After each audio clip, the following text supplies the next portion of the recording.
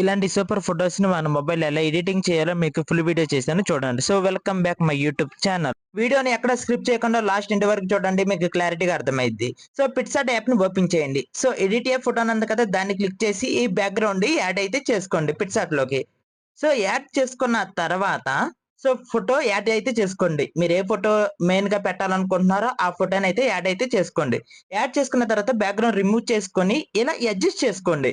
మీకు ఫోటో తగ్గగా మీరు అడ్జస్ట్ అయితే ఇలా చేసుకోండి. చేసుకున్న తర్వాత టిక్ మార్క్ ఇచ్చేయండి. టిక్ మార్క్ ఇచ్చిన తర్వాత మళ్ళీ సెకండ్ ఫోటో యాడ్ అయితే చేసుకోండి.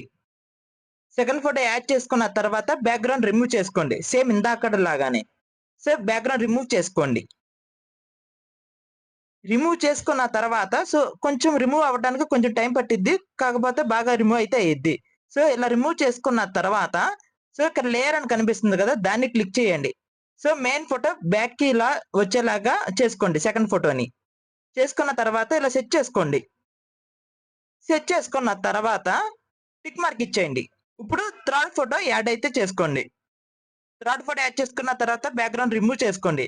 సేమ్ ఒకటే ప్రాసెస్. సో రిమూవ్ చేసుకున్న తర్వాత ఇలా సెట్ చేసుకోండి. సెట్ చేసుకున్న తర్వాత లేయర్ లోకి వెళ్ళండి. లేయర్ లోకి వెళ్ళి మెయిన్ ఫోటో బ్యాక్ ఇలా వచ్చేలాగా చేసుకోండి. థర్డ్ ఫోటో కూడా సేమ్. తర్వాత పైన ఎరేజర్ అని కనిపిస్తుంది కదా, దాన్ని క్లిక్ చేయండి.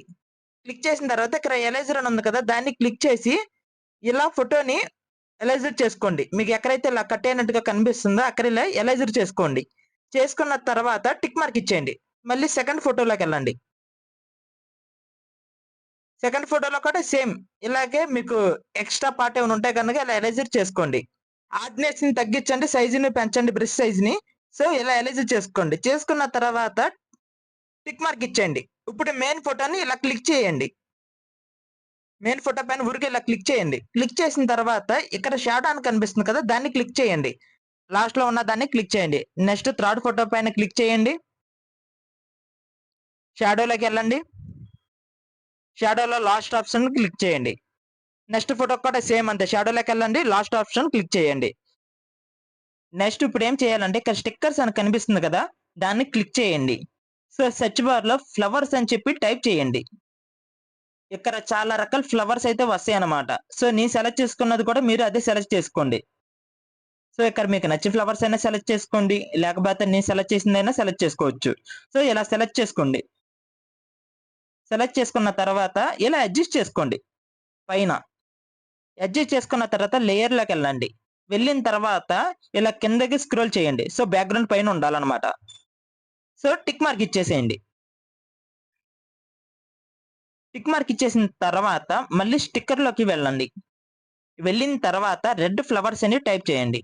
సో ఇక్కడ చాలా ఫ్లవర్స్ అయితే వస్తాయి. కొంచెం మల్టీ కలర్స్ ఫ్లవర్స్ ని తీసుకోండి. అంటే రంగురంగులుగా ఉండే ఫ్లవర్స్ ని అయితే మీరు తీసుకోండి. సో ఫోటోకి అయితే మంచి లుక్ వస్తుంది. సో నేనైతే మంచి కలర్స్ ఉన్న ఫ్లవర్స్ అయితే నేను సెలెక్ట్ చేసుకున్నా. సో ఇలా తీసుకున్న తర్వాత దీన్ని డూప్లికేట్ చేసుకోండి. లేయర్ లోకి వెళ్ళండి. ఫ్లవర్స్ పైన క్లిక్ చేసి ఇలా డూప్లికేట్ చేసుకోండి.